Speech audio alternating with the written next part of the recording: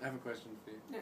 If you could tell every single person in the world one thing, what would it be? Love your family, be happy. Find a way. I mean, yeah, anybody can make excuses, not do this, not do that.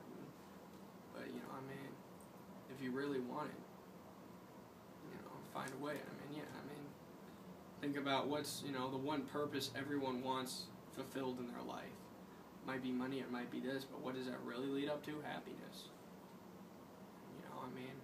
Even if you have individual successful happiness, you're financially stable, financially independent, things like that. If you have no one else to share with, what's the point?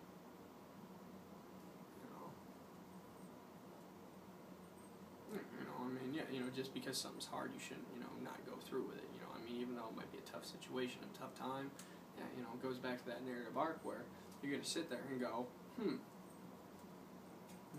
even though it was really tough back then, I got through it and everything like that. So I know, you being my family member, I know you have that same type of willpower. There's also that sense of camaraderie there that's kicking in. The human race is a family? Well, yeah.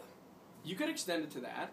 Most of the time, people just feel it's immediate family, good close friends like yourself and, some others that I have. And, but yeah, people want to, whether it's the kids living up there right now, yeah, hell yeah, I want to be happy, But, it's like I have my doubts about the way he's going about it, but you know what? It's up to him to be happy. Exactly. It's his life, it's his perspective too, But yeah, if you love your family, just be happy and find a way to be happy, because given the current situation for a lot of people I know, they don't exactly seem happy, at the time, I could definitely say that for myself, I'm not an extrovert, happy person, but I feel like there's a fountain of optimism in me that can't turn off, so when things get harder, I treat them as challenges, and for that reason, yeah, if something's going to be that much harder, I might be like, oh man, I'm not going to be able to pull this off or anything like that, that little bit of determination kicks in, mainly that determination to be happy.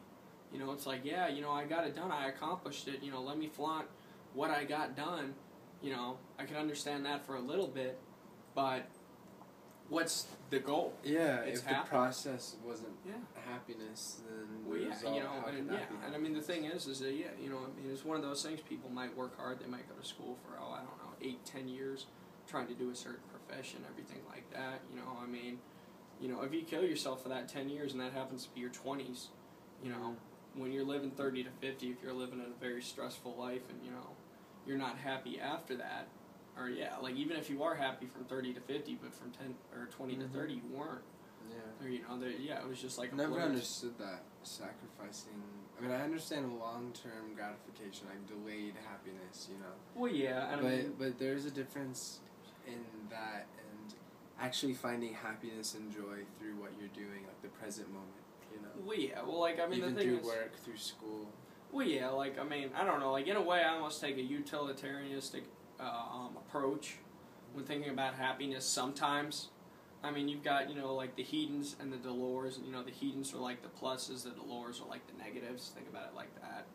But there's time and just looking at things like opportunity cost and cost benefit analysis of this and this and this and this. That's basically what you're doing when you talk about utilitarian. In a way, I feel, or at least when you try to take that concept and apply it to other things, processes and thoughts and things like that. But if you're able,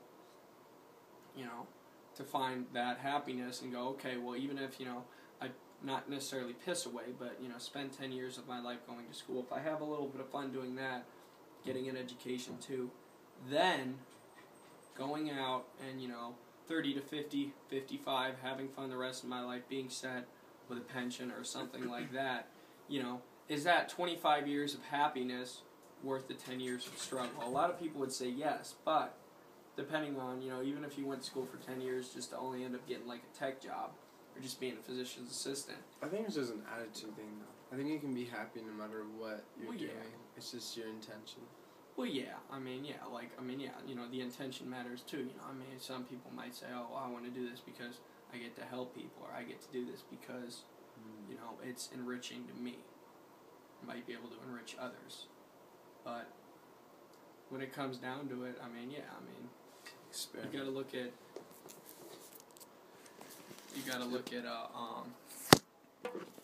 yes. What are you saying? You have to sit there and you have to look at, the quality of life, and, I mean, there's so many other little factors, and you could be very, very, very analytical on doing it.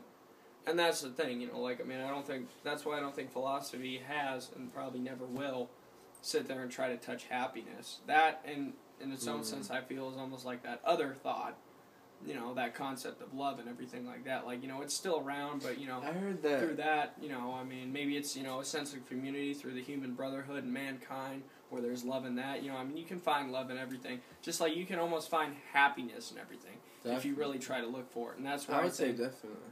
Yeah, and I guarantee you concur with me on that one. Just because, even if the situation's not right, you could be living at, I don't know, like a crack spot or something like that.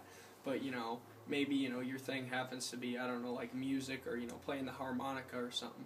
If you're able to sit there and play that harmonica every night and, not get sick every day from not having running water, you could still be happy, And even if you got sick, Well, yeah, you could be homeless and still be happy, You may have that sense of community around there, You might live in a homeless shelter for 30 years of your life.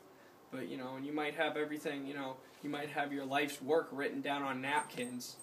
And then, maybe, when, like, the coroner comes, he sees all this, he's like, hey, this is pretty good, and they end up publishing it in your name and stuff. I met a really nice homeless man, actually, the other day. I didn't even really meet him, but, like, we just, like, exchanged a couple, like, normal words about the weather. And it was really nice. And I just thought, like, just then... Why not, yeah. I mean, if he greeted 10 people a day for 10 years and made their lives better... Well, yeah, it's amazing to think this homeless man... Well, yeah. And then say somebody else who's really successful financially, politically, they have all this power, say they didn't make anyone's lives happy. Well, yeah. You know what I mean? Like they didn't devote their lives to happiness. Yeah, it's an intention. You have to devote your life to